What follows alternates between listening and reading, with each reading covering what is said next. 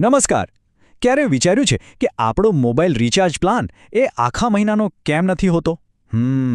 ચલો આજે આપણે આની પાછળનું આખું રહસ્ય જાણીએ.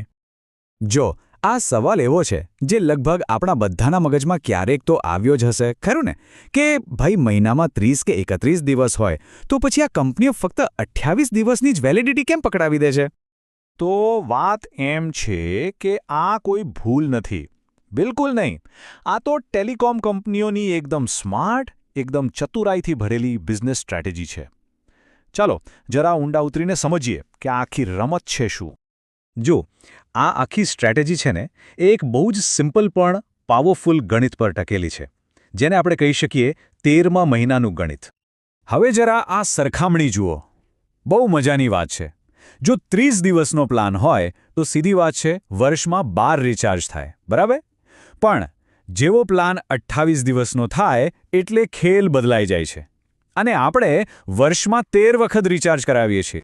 થાય છે એવું કે દર 28 દિવસે રિચાર્જ કરાવીએ એટલે દર મહિને 2-3 દિવસ બચી જાય, બરાબર? હવે આ 2-3 દિવસ આખા વર્ષમાં ભેગા થતા જાય અને છેલ્લે શું થાય? એક આખો વધારાનો મહિનો બની જાય છે.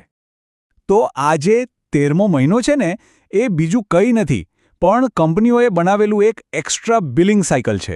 આ એ જ મહિનો છે જેના પૈસા આપણી પાસેથી આપણને ખબર પણ ના પડે એમ દર વર્ષે વસૂલી લેવામાં આવે છે.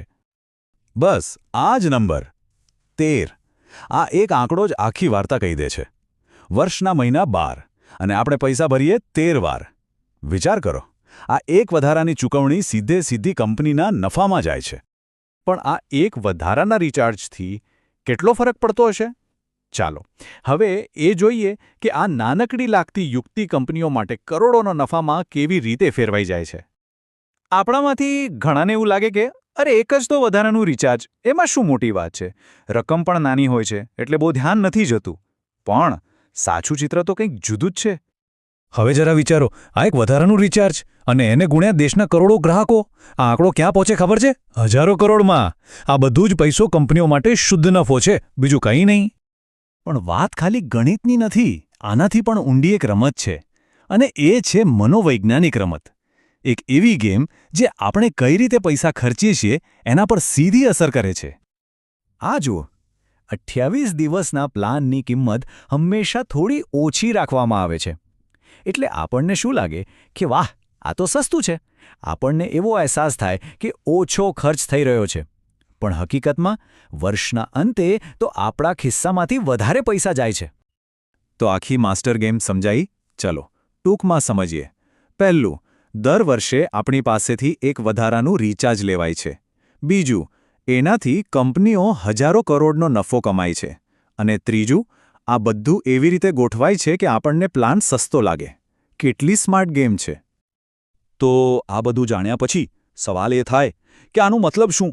આપણા માટે આનો અર્થ શું છે? આ વાક્યમાં જ આખી વાતનો સાર આવી જાય છે. દર મહિને ભલે થોડા ઓછા પૈસા આપતા હોઈએ, પણ વર્ષ પૂરું થાય ત્યાં સુધીમાં આપણે એક આખા વધારાના મહિનાનું બિલ ચૂકવી દીધું હોય છે. ખબર પણ પડતી નથી.